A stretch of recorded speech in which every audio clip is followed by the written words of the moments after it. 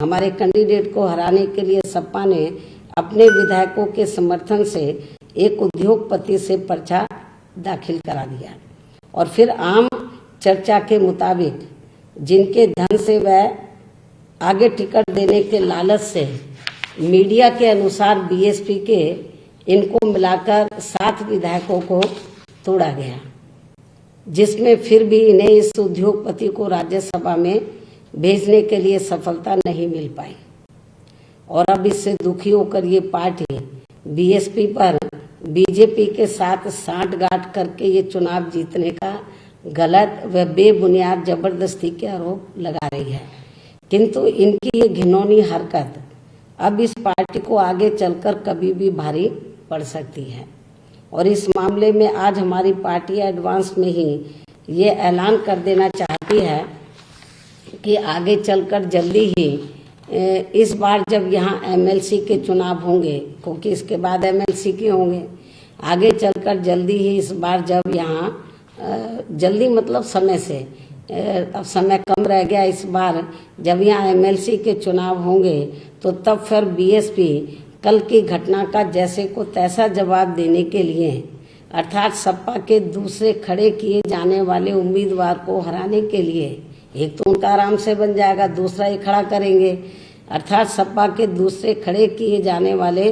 उम्मीदवार को हराने के लिए अपनी पूरी ताकत लगा देगी बीएसपी जो है। और इसके लिए चाहे पार्टी के विधायकों को इनके उम्मीदवार को हराने के लिए बीजेपी व अन्य किसी भी विरोधी पार्टी के उम्मीदवार को ही अपना वोट क्यों ना देना पड़ जाए तो भी देंगे, अर्थात जो भी पार्टी इनके दूसरे उम्मीदवार को यानी कि सपा के दूसरे उम्मीदवार को हराने के लिए भारी पड़ेगी तो उसे हम अपने विधायकों का वोट जरूर दिलाएंगे। अर्थात सपा के दूसरे उम्मीदवार को अब हमारी पार्टी जरूर एमएलसी का चुनाव हराएगी, जबकि इस मामले में यूपी के लोगों को ये मालूम है, शायद इसे नहीं मालूम है तो इसको भी मैं आज बता देना चाहती हूँ। सपा के मुखिया को, अखिलेश को ये मैं बता देना चाहती हूँ, जबकि इस मामले में यूपी के लोगों को ये मालूम है और सपा के मुखिया को भी ये मालूम होना चाहिए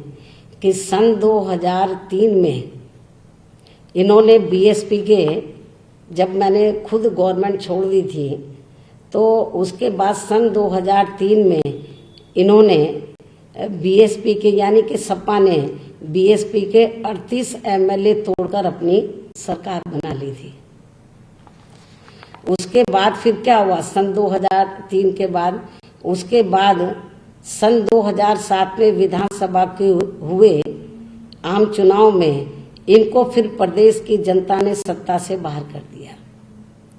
और फिर बीएसपी की पूर्ण बहुमत की सरकार बनी। तब इनके पिताजी ने ये गलत कार्य किया था, इनके पिताश्री ने ये गलत कार्य किया था और अब उन्हीं के पद चिन्हों पर चलकर तो ये भी ये गलत कार्य कर रहे हैं